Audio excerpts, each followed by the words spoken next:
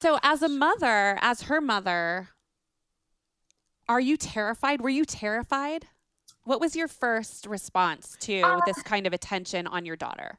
no, because I know my kids. Kind of her, because her first reaction was, "What do I do now?" Like it was that. Seriously. Yeah. And like, okay, how do I, like, almost nervous, what's that next post? And the answer was, just keep doing what you're having fun doing. Like Right. there's no master plan here, just have fun with it. And then, there was a point. Mark and I were never terrified. We just, our kids always brought this kind of stuff to us. So, there were people and companies reaching out to him, and they were very aware, like, nobody does anything unless they go through us. So they always knew, and it kind of spared them from having to have conversations with, I'm sure, who were adults on the other end of these businesses. Like, you have to talk to my mom and dad, and just give them my email address and we'll take care of it. And so we always had that, between both of the girls and us, that open line of communication, just like, don't even try to figure this out. Like, this is bigger than all of us right now, and we don't even know. So let us try to help you the best we can. So no, I wasn't terrified. It was an adventure, and it was, being in, especially Mark being an entrepreneur and growing, using social media to grow his businesses. He got it, and we got it, that this was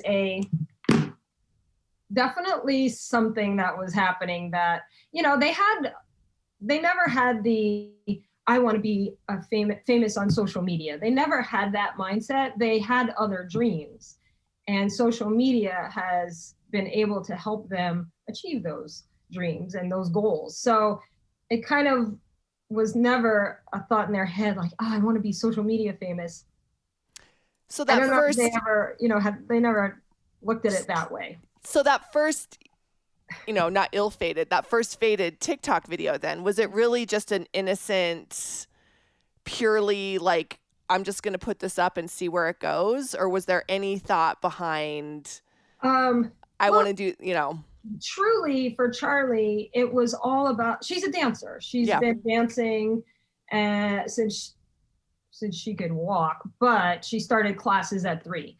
And so it was an app where she can dance and have fun, like, sign me up. So, and that's what she was doing with her friends. Right. And this was just, and then when they were home, this kind of app was a little different than, like, oh, my friends and I took pictures and I'm going to post them on Instagram. This is different. And I'm in the middle of cooking and I see her, like, here doing this stuff. I'm like, what are you doing? And then she was showing us and stuff. And I was like, this app is so wild. Like, what is it? And so the one that went viral was we were out the door to an hour and a half drive to a dance intensive and a dance camp. And so she just did it. It was a duet of this woman who does the woman's account was, she would break down these simple dances. Yeah.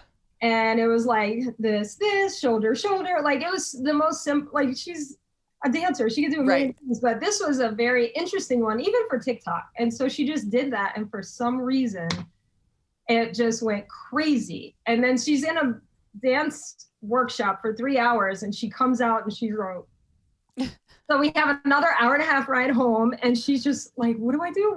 What's happening? What do I do now? Seriously. I was like, I was just surprised that she reacted that way. Like, you never know how you're going to react. Like, who thinks about that, But it was definitely an interesting, like, what do I do now? And then she went to sleep, and the next day was a normal day, and she posted it, and that one went viral. And then it was like a thing.